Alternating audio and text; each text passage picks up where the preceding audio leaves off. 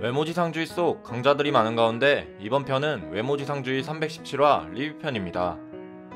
317화의 첫 시작은 불법도또 사장이 본격적으로 김기명을 이용하여 그의 출신 학교 친구들을 통해 불법적인 일에 끌어들이려고 하죠. 유출픽을 준다는 꼬임에 넘어간 친구들은 윤경원을 통해 불법도또에 가입하려고 왔었지만 그 모습을 본 김기명은 그들에 대한 자신의 죄책감으로 표정이 좋지 않은 모습이죠. 자신 때문에 빅딜의 멤버들이 사기치고 사람들을 뒤통수 친다는 죄책감에 결국 김기명은 불법도또를 시작하려던 친구들에게 꺼지라고 하며 화를 냅니다. 하지만 그 모습은 불법도또 사장이 좋게 볼 리가 없죠. 불법도또 사장은 너 아니어도 할 사람은 많다며 그렇게 하다간 50억은 어떻게 벌겠냐고 현실적으로 말하는 모습에 김기명은 한신우의 몸값을 생각하고 전에 종건이 말했던 자신의 후임이 되려면 매달 1억을 그들에게 오차없이 내면 후임이 된다라는 말을 했었죠.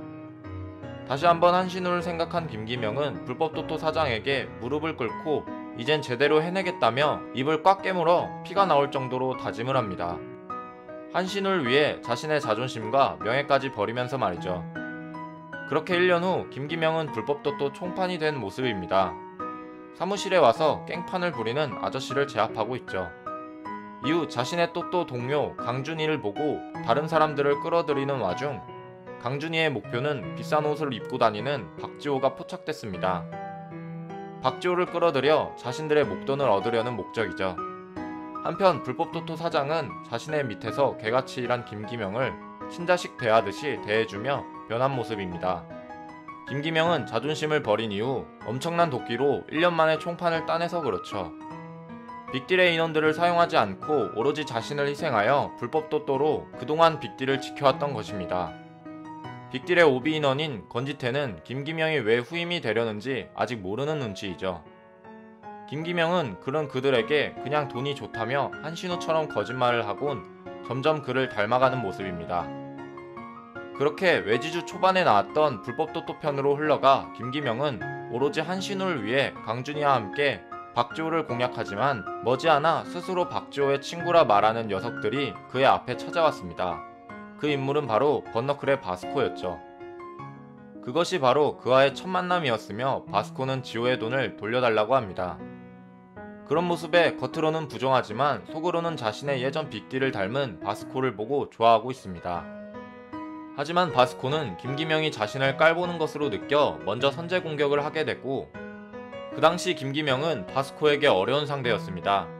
바스코는 오로지 하드웨어로만 승부를 보던 시절이라 김기명은 아예 바스코를 아기대하듯 일방적으로 공격을 하죠. 바스코는 맞으면서도 김기명에게 대적을 하지만 김기명은 그를 보며 예전 현실감이 없던 자신의 무게를 직접 바스코에게 깨닫게 해주며 자신의 무기인 MMA를 사용하고 제압을 해버립니다. 그래서 불법도또 편에서 바스코는 김기명에게 일방적으로 쓰러졌던 것이며 이후 박범재까지 그와 붙으려고 했을 때 불법도또를 한 사실을 알아낸 종건이 나타나 김기명과 종건이 싸우게 됐죠. 그렇게 김기명은 종건에게 모든 걸 빼앗긴 채 패배를 하게 됩니다.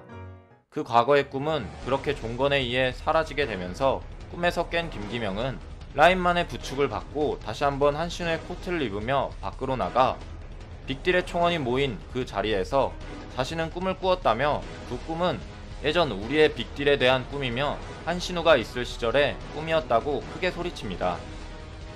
모두가 행복했던 그때의 꿈, 하지만 그 시절은 누군가에 의해 박살이 났고 그 누군가는 종건이라 말하며 그를 불러들이기 위해 빅딜의 헤드 김기명은 현시각부로 HNH 그룹의 측근인 1회를 총 공격에 나서며 외지주 317화는 끝이 나게 됩니다.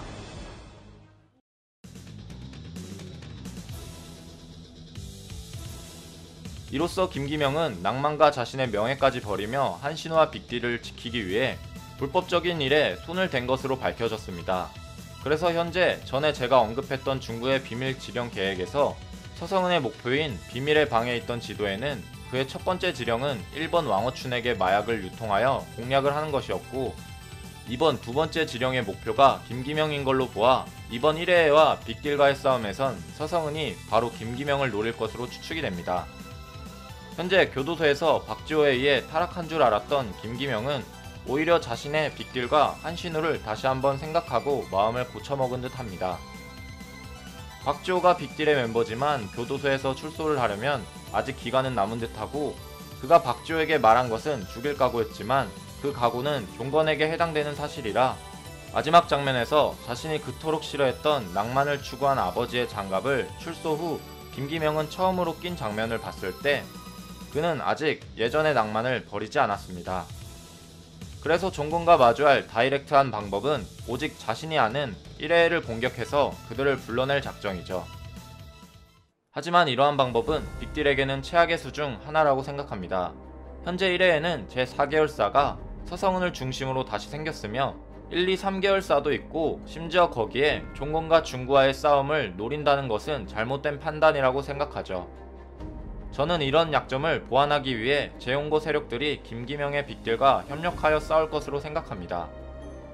현재 사실상 빅딜은 혼자서 1회와 종건 그리고 중구를 상대하기 힘든 상황이지만 재용고와 호스텔 인원에게 도움을 받는다면 어느 정도의 병력 차이는 극복할 수 있다고 생각하며, 그중 종건과 중구를 맡을 인물은 바로 성요한과 김기명으로 추정이 됩니다.